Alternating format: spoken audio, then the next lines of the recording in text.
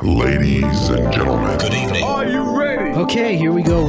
You're listening to the Deal Room Podcast. Join us as we bring you the inside scoop on business sales and acquisitions. Get across trends in the area and hear the industry's best recount their real-life tips, traps, and experiences. Now, here's your host, Joanna Oakey.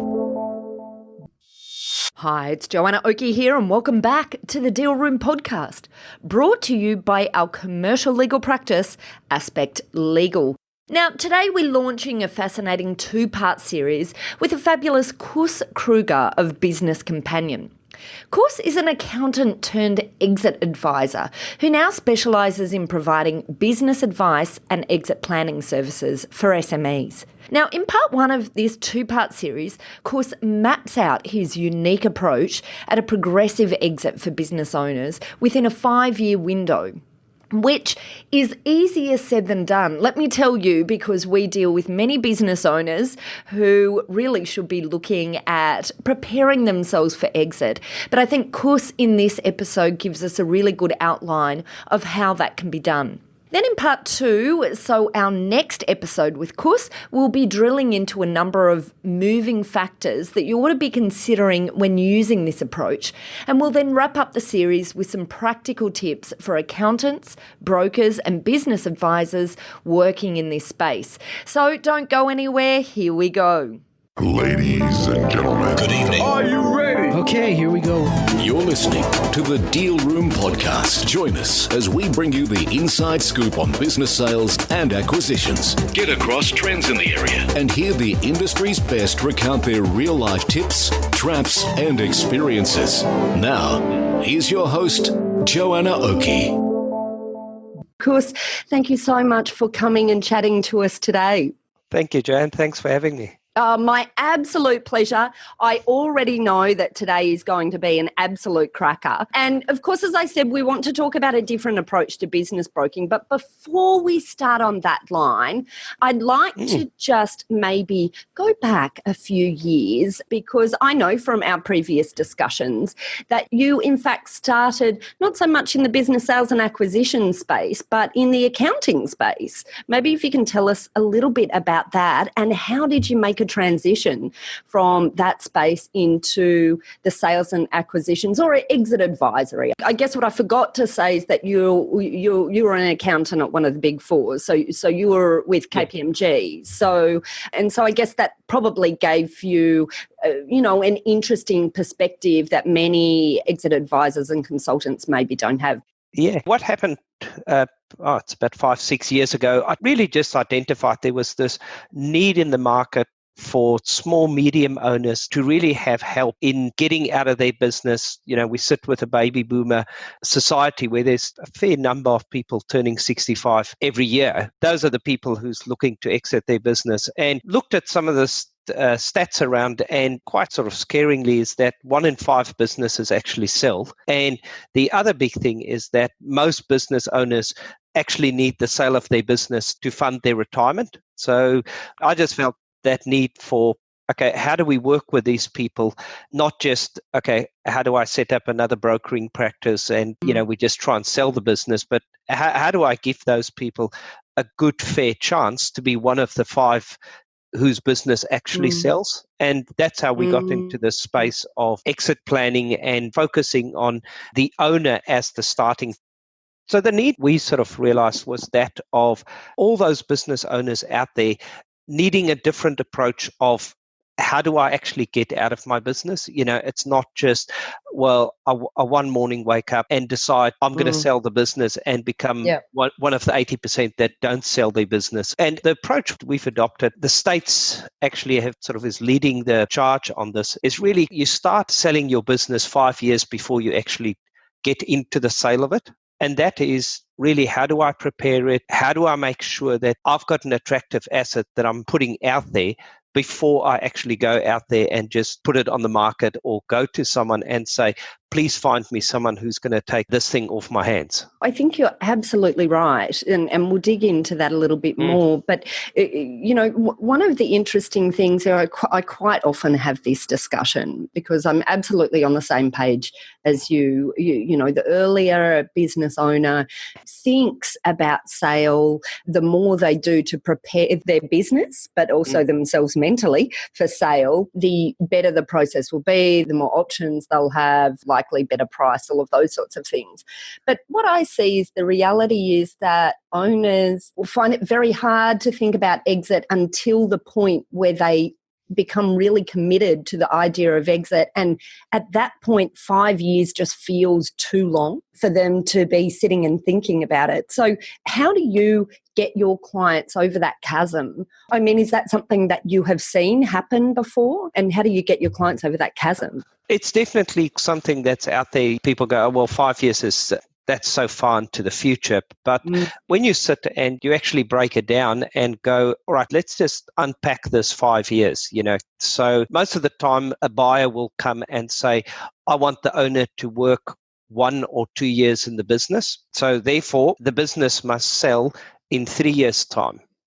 The actual sales process, marketing the business, going through due diligence, sales contracts can be anywhere between 12 months. Okay, so we're now 2 years into the future of where you're actually ready for this thing to be sold.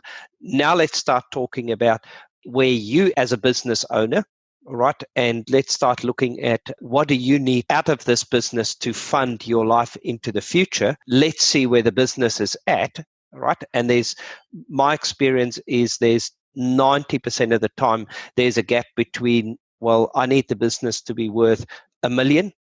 You know what? The business is actually worth 600,000. So if we've got to do something about this to meet your future objectives, well, you're not going to do that the day you decide to put the business on the market. So let's start thinking about it. You've got 2 years to get that right. So that's the conversation or the approach I say to business owners as a minimum to have a look at. Now, the more runway you give yourself in that leading up to the sale, the less stressful and the easier it is actually to go, I am going to get to my objective in meeting the value that I'm looking for out of the business. So that's how we overcome it, is really just work backwards and say, yep, I agree with you. You want to be out at 60? Okay, let's work backwards and see where you are. So therefore, there is no time left.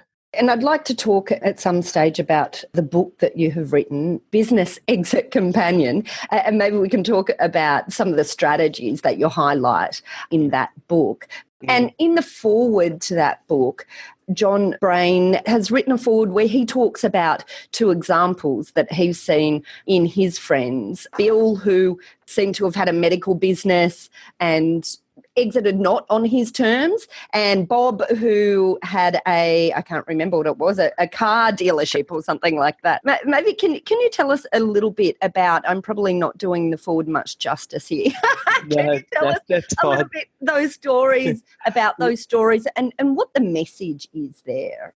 So just about the forward, I mean, we assisted John in sort of the exit of his business and taking him through that. But the key message is that it's not only the business that needs to be ready and prepared for this exit event. It's actually more important for the actual owner to be ready and prepared for the event. So the example that John has used, which is sort of 2 of his friends, is leading medical practitioners, surgeons. So therefore, money was not an issue.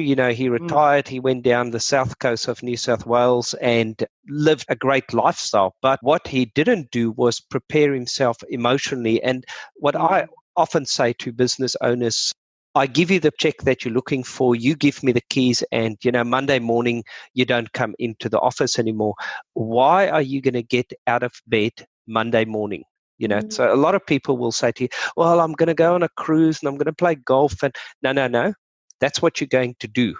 Explain to me, what is your purpose in life going to be? Right. So a big part of that, because business owners by nature, their purpose, why they get up in the morning, is hooked and centered around the business itself, right? And they almost find purpose in life for that. So that's an important thing as part of this preparation, is really develop something outside the business. Now, in these two examples, that's the surgeon I referred to did not have that. And it got to a point where his wife said, well, you've got to go check yourself for Alzheimer's. And I think you might be even developing dementia. There's something medically wrong with you. And, went to his doctors and, know the people in the sort of doctors community. And at the end of the day, the doctor just said to him, mate, there's nothing medically wrong with you. Your problem is you never emotionally prepared for your retirement. Wow. Where the other example in there, the guy who had a car dealership and owned a few restaurants and things like that, did exactly that type of planning, got some interest outside his businesses, sold it before he left, and financially they were sort of equally well off. But he actually created a new purpose post owning the car dealership, right? And that's what got him and is keeping him going. So I think a lot of time when people think about, I'm selling the business, they all focused on the business. And my view is that the business is merely an instrument to meet the actual owner's own personal objectives, rather than the business is the objective. I tell you what, we are getting deep here, Koos. I knew this was going to be a good discussion. I love it. So, and just as an aside, do you recall what the car dealer owner had as his new purpose? I actually sort of these two friends of John, I never met myself, right? But I know that he sort of had an interest in a restaurant. He got involved because he was quite into sailing, so got involved as being one of the board members of the local yacht club, and I know got served on a number of charities and things like that. So it was not just how am I going to keep myself busy, but how am I going to continue adding value to society. I love it. I love it. And as I said, these are deeper issues. And I think the reality is that these conversations, most advisors won't have these conversations because they don't come up. You have to bring them up willfully. And then you have to know what to do with the conversation once it's come up. So I think so true, because they are hard conversations, and often, and I'll blame this on the blokes, they don't want to talk about these things. Yeah. Bit too touchy feely. Yeah. Let's just talk about the numbers, and how much am I going to get for this thing, and my mate in the pub told me that he got so much. Am I going to get the same? Personally, when I work with someone, I go, if I don't understand you and what you want, I can't do my job as to what do we do to change the business so that it can deliver what you want. So it's our sort of starting point is always the owner, not the assets around him. That's really interesting. And so when you have those discussions about purpose, about what it is that they can turn to for fulfillment after their business baby moves on to the next person, what are some of the, presumably sometimes you must be met with the answer of, I don't know, I don't know what I want to know, I don't know what my purpose is. How do you deal with that? What's the steps that you take then? Look, it often, as I say, come to that. I don't know, and we do use a sort of a process which sort of unpacks 8 different components of a person's life.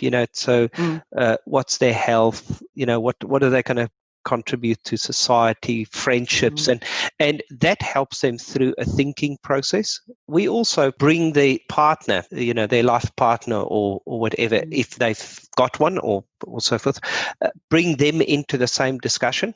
Because most sort of situations is there's someone that quite often is at home, and especially if you look at the baby boomer age, I think the younger generation families today, most have got, husband and wife working, but you normally have a situation that these two people saw each other, 4 hours in the evening before they used to go to bed, and, sometimes over weekends, where now they're actually going to be together for 24 hours a day, right? Yeah. And that's why involving that person in the discussion actually helps the discussion, because you go, well, this person has sort of set out their life, and it helps the owner go, they're not going to be here to babysit me, right? Okay, so that, often to get change, you need a burning platform, right?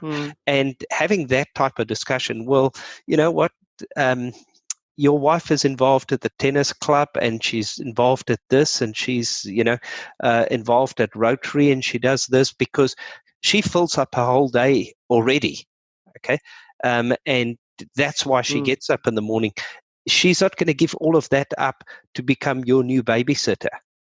Okay, so therefore we've got to get your act together, because else you're going to become a lonely old person sitting, in your chair watching television and watering the flowers. So sometimes you've got to be that direct. Okay, right. And call it like it is. It's a hard topic to talk about, but it doesn't help beat around the bush about it. And that's sort of the approach we follow. Yeah. And how do you find, what's the reactions that you've had to this discussion? Presumably there must be a mixed bag of reactions. I've actually never really had anyone that's ever said to me, you know what, that's got nothing to do with you. Right. And it's maybe because I'm upfront by saying, look, when we work together, I will be asking things about sort of your personal stuff. I will be getting an understanding of what your personal finances look like, because and the reason for that, I had a example of a client of ours was approached by two companies. So the business wasn't on the market. He got tapped on the shoulder by two separate entities. Both put fairly good deals on the table. If you've got a sort of a one-man business and you get a 7 times multiple, it's something to look at. Yeah. Now, in his instance, he came to us and said, have a look at this. What do you think about it? And I had a look at it. We delved into his sort of personal living, living standards and things like that. And I said to him, let's have a meeting with your financial planner, and unpacked it, modeled it in his financial plan. And in that instance, the financial planning showed that he would have run out of cash if he sold the business by the age about 62. Wow. Okay. So by just going and saying, here's a deal, yes, 7 times multiple, that must be, the best deal ever for a privately owned single owner type of business. Yeah. If you just approach it from that perspective, and we'll talk about how we structured fees, but if that's your only objective as a, let's call it, advisor, broker to the client, you would have actually damaged that client in the process. So we ran through that and said, mate, great deal, wrong time. Okay. Either you cut down the living standard in one of Sydney's very affluent suburbs. Okay. And you sort of downsize and move somewhere else so that you cut down your cost, or you don't take the deal. Right now, I mentioned the thing about fees, right? And I don't know if you want to talk about it now or not, but one of the things we do is we charge a fee for service rather than a commission on the sale of a business. And that specific example sort of reinforced it why, as a firm, we've decided that's the way we do it. Because as soon as you are a commission-driven approach, your approach is, how do I get this asset and sell it? Where if you're a fee-for-service, and by the way, most of the times on the transactions we've done, the fee-for-service has actually come out cheaper than the actual commission. Okay, but that then says, I am here to look after the interest of this owner, not just the transaction. Okay, it's not just the transaction. So I think my view is it changes the approach of how you approach the actual sales transaction. And so what actually happened then in the end with this client? I'm guessing he didn't take the deal at that time. Yeah, he just said, thank you very much, guys, but for these and these and these reasons, I cannot take it. And they, both parties who made him an offer, when he sort of showed them that, look, that this is what will happen to me. When, look, we can understand it, and let's see what happens 5 years or so down the track, and we'll keep talking. And so what was the path for him then? So obviously you've identified, okay, here's this gap. Here's this gap in your, your cash requirements into the future to maintain a similar standard of life. And here's what your business can provide for you now. Presumably he has to meet that gap in some way, even though he didn't take the deal at that time. So what did he do? So look, the big thing is in this situation, he's drawing a massive salary out of the business. Right. A fairly large salary for the type of role that he's playing in the business. And if he sold his business, he would have been paid a market-related salary for that role, which was about 20% of what he took out as a salary. Right. Okay. So that's where the gap basically came up. But at the same time, it did show him that, look, you have to, and that's the role of a financial planner. I don't do financial planning and that type of advice, but we work with, like as a tag team together. Was, mate, you do have to look at what you're doing, because you're going to come up 5 years or 5 to 8 years in the future, and you've got to make sure that there's enough then, because you're not always going to get this deal, and you're not always going to get that type of salary. So sometimes a lot of these sort of early conversations actually, you'll be surprised how many business owners I come across, and I ask the question, so have you done your financial planning? No, I've been thinking I should get a financial planner, but it's one of those things that, yes, it's been on my list for 5 years. And I go, oh, okay, oops. Let's take some action there, and it's the same, on the legal side. You go, so how much estate planning have you done? No, we did a will when we got married, and since then we've had kids and grandchildren, and so again, by focusing on the person, I ask those hard questions. So show me your financial planning. All right. So how do you know you're going to be fine if you sell this business? Because selling a business is not the only exit option that a business owner has got. Mm. You know, a lot of people think I've only got sort of broadly two exit options. You know, the one is I just close things down and I call it a day. All right. Not necessarily liquidate the business, but, you know, just sell it and shut the doors. The other option is I have to sell it to someone. Now, may that be staff, or may it be family, or may it be an external buyer, where my view there is a third option, and especially in a sort of oversupplied market is that of and we've successfully done it with a few of our clients, is implement or install a good general manager CEO.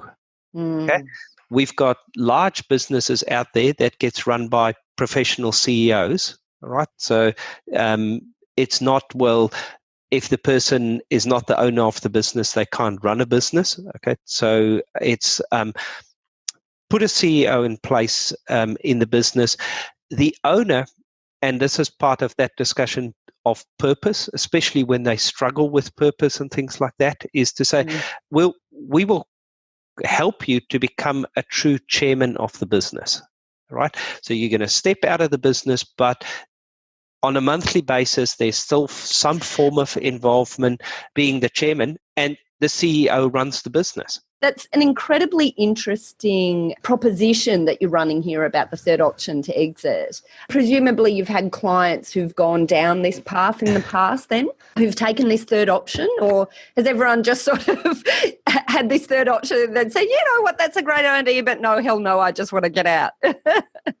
I think, yes, if you just initially put it on the table, the owner goes, oh, no, you know, that can never work. But I think when you explain to them that, look, we bring a person on board, we give that person some skin in the game. So part of this third option is that of you bring in a CEO into the business that can start running the business for you, and the owner starts progressively stepping out of the business, and the end objective is just being that of the chairman of the business. Now, we covered off earlier that, you know, how do you give people purpose? And that is one of the ways of getting purpose, by still having some involvement, but not having the day-to-day operational stress of actually running the business. Now, yes, there is one part of this is the owner needs to have that preparedness of, I will step out of the business. I do admit there are certain clients that we've worked with where we haven't suggested this because of the mere personality of the person is that they won't give up anything. They need to control everything, and that type of structure will just not work for them. But that's not everyone. Like I say, we've had that done successfully, and the other, that's one key part of making that work is that the owner is willing to actually step back. The second part of that is you have to give that general manager or CEO some skin in the game.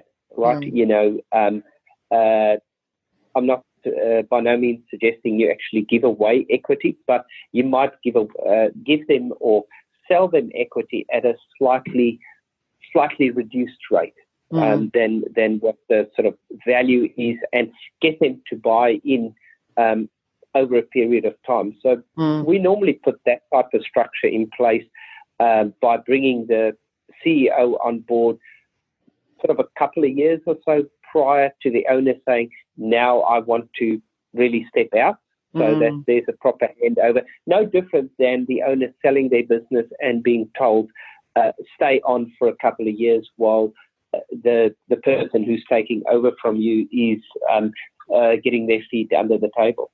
Wow. Well, and I mean, that sounds like a really sensible third option that I don't hear being used a lot. So I really, credit to you for, being creative in options that you're providing to your clients here of how they can deal with this concept of how do we exit the business, whilst, as you say, still maintaining, the purpose that works for us. Because many people are very attached to their business, quite often something that they have grown over, often decades. And the thought of them losing all contact with it entirely, can create a real issue in approaching any sort of concept of exit. So this is, I think, a really sensible way of approaching it, and maybe even taking baby steps over time to move out. So how does this work? Where do you find your general managers or your professional CEOs? Is this, you just go through a usual recruitment process, or is there a different place you go to find these potential CEOs? We often, go look for them in sort of the larger firms, right? People who might be sitting in sort of the corporate space, tired of the corporate politics of large organizations, and might not, have got the skills and are quite entrepreneurial, but doesn't have the money to start their own thing, right? So that's often, through networking. I always say, the best place to find people is actually ask people that you know. Okay, so all of us, and I mean, when I say all of us, I sort of include myself. We often do not use the people we actually know. Yeah, that's really true. Yeah. You know what? I've got this need over here. Do you know someone who it might suit? But often, the times we've done it, we've normally found the person through a headhunting process by, this is a competitor that's in that same space. People might know someone in there, and then we'll tap the person on the shoulder and say, what does this sound like to you?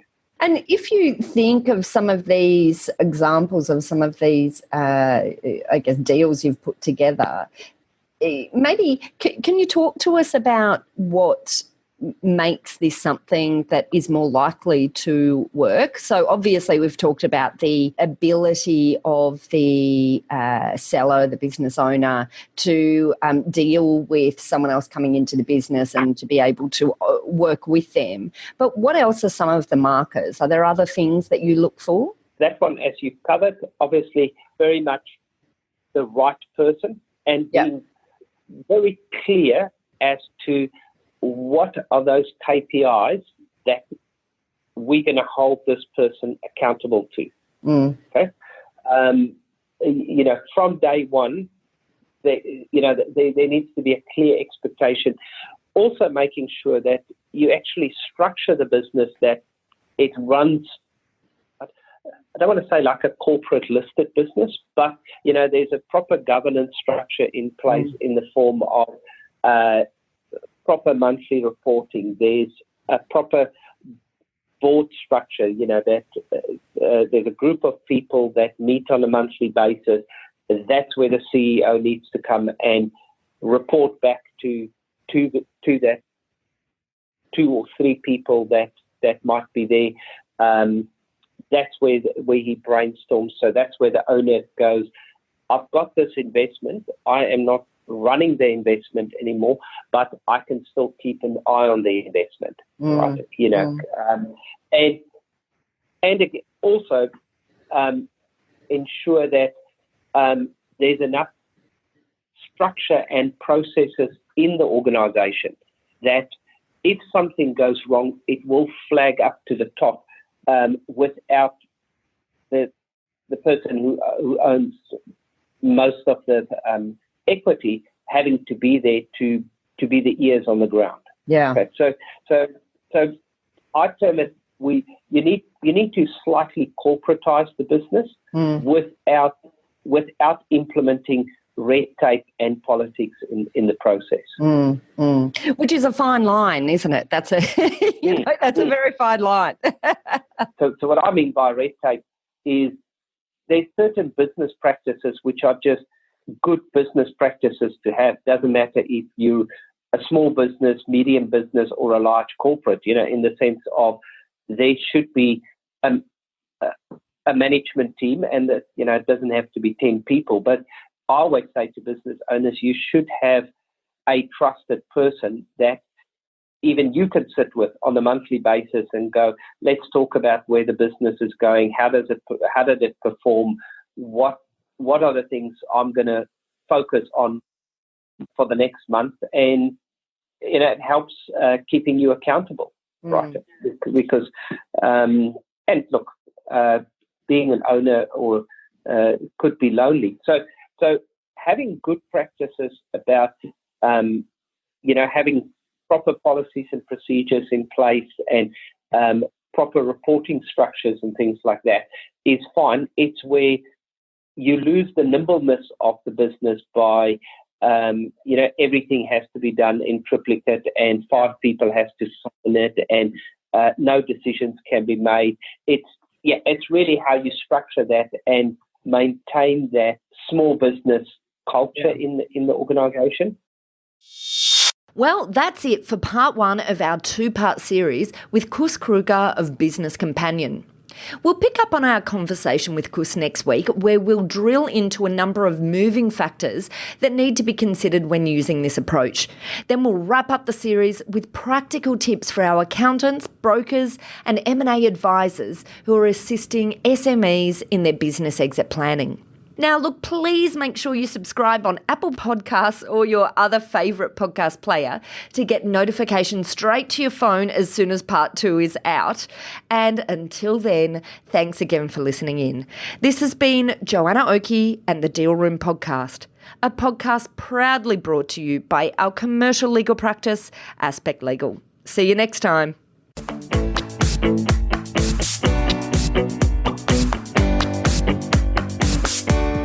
Aspect Legal has a number of great services that help businesses prepare for a sale or acquisition, to help them prepare in advance and to get transaction ready. We've also got a range of services to help guide businesses through the sale and acquisitions process. We work with clients both big and small and have different types of services depending on size and complexity. We provide a free consultation to discuss your proposed sale or acquisition.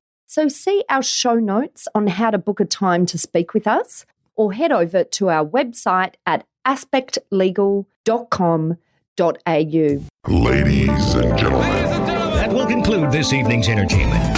Thanks for listening to the Deal Room Podcast. To find out more about this episode and other episodes in the series, check out the show notes or head over to our website at thedealroompodcast.com.au.